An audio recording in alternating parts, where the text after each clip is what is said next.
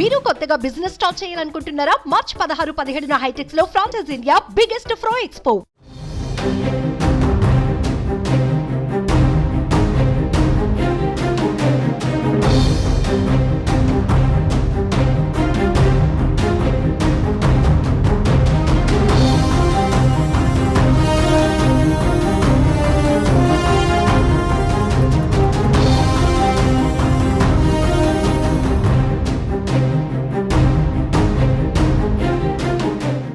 ఏపీలో ఎన్నికలు సమీపిస్తున్న వేళ అధికార వైసీపీ నుంచి మరో జాబితా విడుదలైంది. 2 పేర్లతో సీఎం జగన్ వైసీపీ 12వ జాబితా విడుదల చేశారు. ఈ జాబితాలో 2 అసెంబ్లీ స్థానాలకు ఇన్ఛార్జీలను ప్రకటించారు.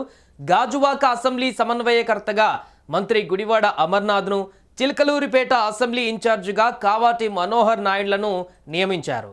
ఈ మేరకు వైసీపీ కార్యాలయం ఒక ప్రకటన విడుదల చేసింది. అలాగే కర్నూలు మేయర్గా 25వ వార్డు కార్పొరేటర్ పి సత్యనారాయణమ్మను నియమించారు. రానున్న ఎన్నికలలో పోటీ చేసే అభ్యర్థులను వైసీపీ నాయకత్వం విడతల వారీగా ప్రకటిస్తున్న సంగతి తెలిసిందే. ఈ క్రమంలో అంతకుముందు ప్రకటించిన అభ్యర్థులను కూడా మార్చేస్తున్నారు. తాజాగా నిన్న రాత్రి వైసీపీ 12వ జాబితాను విడుదల చేసింది. ఈ జాబితాలో చిలకలూరిపేట ఇన్ఛార్జిగా కావటి మనోహర్ నాయుడు, గాజువాక ఇన్ఛార్జిగా గుడివాడ అమర్నాథ్ పేరును ప్రకటించారు. మరోవైపు కర్నూలు మేయర్గా బీసీ వర్గానికి చెందిన సి సత్యనారాయణమ్మను నియమించినట్టుగా వైసీపీ ప్రకటించింది. ప్రస్తుతం మేయర్గా ఉన్న బివి రామయ్యను కర్నూలు పార్లమెంటు నియోజకవర్గ ఇన్ఛార్జిగా నియమించారు. ఈ నేపథ్యంలోనే ఆయన స్థానంలో సత్యనారాయణమ్మను నియమిస్తూ జగన్ నిర్ణయం తీసుకున్నారు.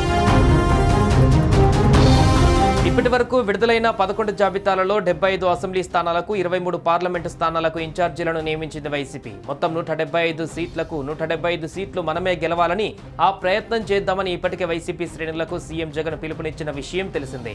ఎక్కడైనా అభ్యర్థి బలహీనంగా ఉంటే పార్టీ బలంగా ఉండటం కోసం మార్పులు చేర్పులు అవసరమవుతున్నాయి. అందుకు మీరంతా సహకరించండి. రాబోయే రోజులలో తగిన గుర్తింపు ఇస్తామని నేతలకు జగన్ స్పష్టం చేశారు. ప్రభుత్వం అమలు చేస్తున్న సంక్షేమ పథకాల గురించి ప్రతి ఇంటికి తెలియజేయాలని శ్రేణులకు తెలిపారు. ఆంధ్రప్రదేశ్ రాష్ట్రంలో 2వసారి అధికారం చేపట్టడమే లక్ష్యంగా అధికార వైసీపీ వ్యూహాలు రచిస్తోంది. వైనాట్ 175 నినాదంతో ముందుకు వెళుతున్న AP CM YS Jaganmohan Reddy రాష్ట్రంలో ఇప్పుడున్న సిట్టింగ్ ఎమ్మెల్యే, ఎంపీల పనితీరుపై పలు సంస్థలతో సర్వేలు చేయించారు. వాటి ఫలితాల ఆధారంగా అభ్యర్థుల మార్పులు చేర్పులు చేస్తున్నారు.